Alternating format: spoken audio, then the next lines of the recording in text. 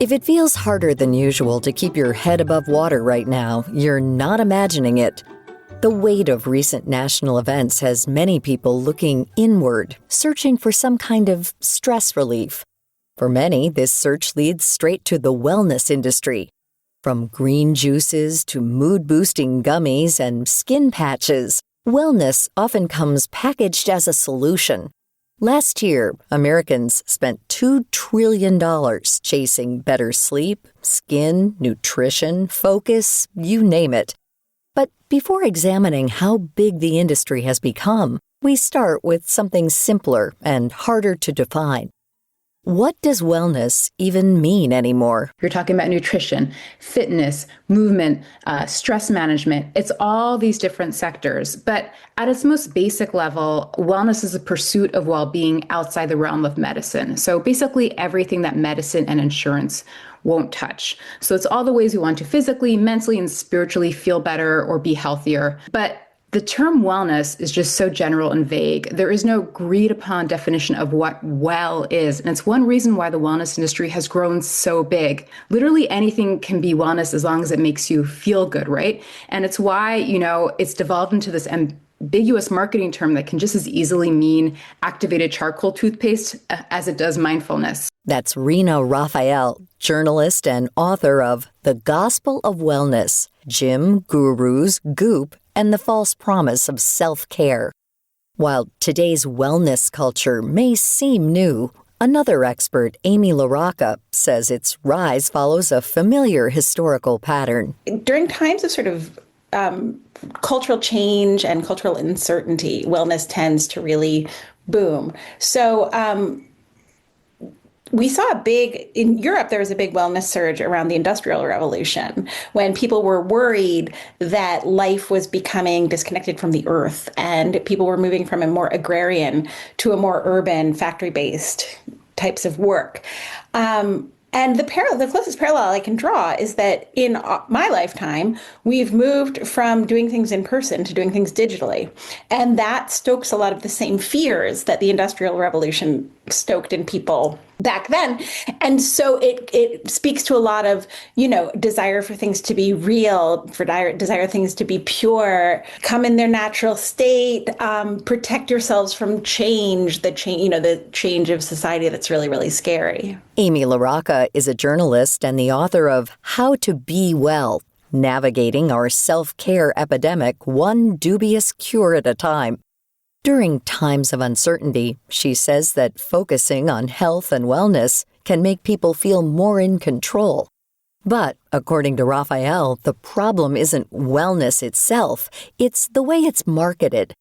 Instead of a tailored approach that focuses on an individual's health and fitness needs, wellness is often sold like fast fashion. Every 6 months, there's some new exercise trend or some hot new supplement or some magical ingredient that's going to make you feel better, right? I always try to remind people, hey, remember 10 years ago, we were really all into green juice, and then it was kombucha, and then it was energy elixirs, and now it's prebiotic soda. And they're like, oh, yeah, I remember the bone broth era. It's treated like fashion these days. And it works a lot kind of like the way the diet industry worked, which is that, every year there'd be some hot new diet you need to trend, and you kind of put your belief in this thing that this is going to be the thing that finally works for me, and it doesn't work. And then you move on to the next one. You just keep cycling through trends. And that's what's happening with a lot of wellness right now, because so many of these trends have very little, if any, scientific evidence behind them. And they're just kind of pushed by a lot of the creator system, sometimes even media, about this hot new thing that you need to try. In fact, while working as a reporter for a business magazine, Raphael got an inside look into the inner operations of some of the biggest and most popular wellness companies. I was a reporter for Fast Company magazine. It's a business magazine, and my whole beat was just the wellness industry. And I was really excited about it. I really kind of drank the Kool-Aid. I moved to LA. I was really into all of these different trends. And the more I started actually reporting on these companies, speaking to their CEOs, to their marketing executives, but also looking at the science, the more I realized that the most popular and some of the biggest wellness companies and products that are being advertised to us have little, if any, scientific evidence. Oftentimes what they're doing is they're exploiting hope. They're exploiting hope for us to have more control over our bodies, not even just over our bodies, over everything that feels uncontrollable in the American life. There is some sort of wellness solution. If you're anxious, download this meditation app. Can't sleep, buy these gummies. About to burn down your white picket fence, try more yoga. We're constantly being told that these are the solutions to everything. She says the industry puts the burden on individuals when much of today's stress and burnout really stems from deeper systemic failures in our society instead of personal habits. Our version of wellness is highly individualistic, consumerist, and bursting with productivity pressures. We're constantly told we need to eat right, we need to meditate our complaints away, we need to buy all this stuff. You don't necessarily see that in many other countries that say have a better work-life balance or a more attentive or socialized healthcare system or a more communal culture. I think about how right now we're overwhelmed because of a laundry list of legitimate complaints, lack of adequate childcare, paltry work-life balance, the news cycle. And so we obviously can't solve everything. We need relaxation techniques.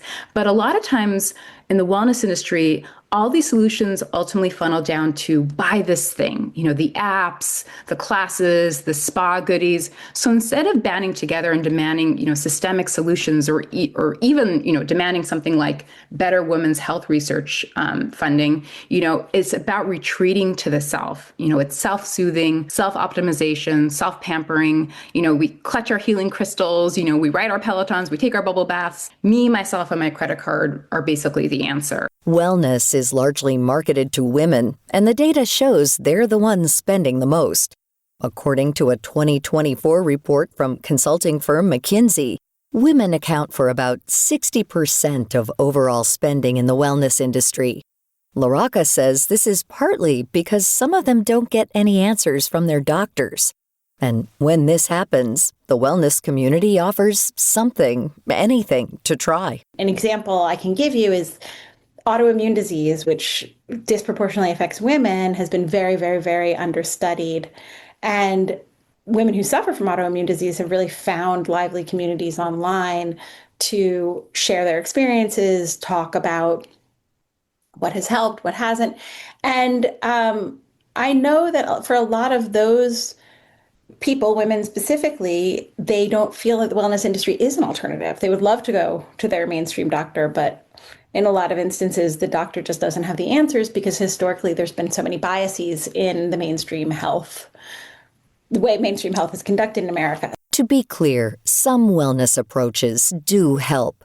Certain diets, exercises, supplements, and treatments like acupuncture can make a real difference.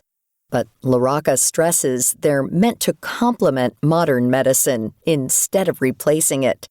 And she warns that when products are labeled clean or organic, people often lower their guard even when they shouldn't. One of the things I've found really interesting is how willing people are to take their natural skepticism that they are applying to things like, their health and self-care, and then just throw it out the window as soon as a label reading natural or organic or wellness is applied. So people are saying, I need to get off my prescription drugs, it's bad for my health, but very willingly replace them with supplements which are totally unregulated and, have even partial labeling. Neither Larocca nor Raphael dismiss wellness outright, but Raphael cautions against chasing whatever product or fad is trending.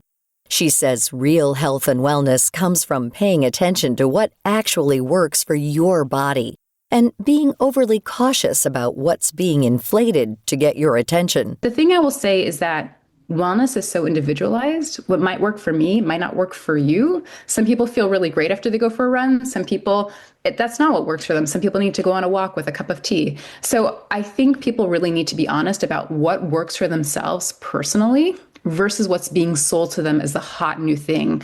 Because again, wellness is being treated like fashion these days. To find out more about Rina, Raphael, Amy Larocca, and all of our featured guests, visit viewpointsradio.org. For more behind the scenes, check out Viewpoints Radio on X, Facebook, and Instagram. This segment was written and produced by Grace Galante. Our executive producer is Amira Zaveri. Our studio manager is Jay Silvers. I'm Marty Peterson. The In Good Health podcast gives listeners the latest news on what's trending in health, science, technology, and more, featuring medical experts who break down complex topics in a way that's easy to understand. The mice that ate the salmon that had been fed the soybean meal diet got obese, so it's not just what you eat, but it's what the thing you eat has eaten that's important. The In Good Health podcast, available wherever you find your favorite podcasts and at ingoodhealthpodcast.org.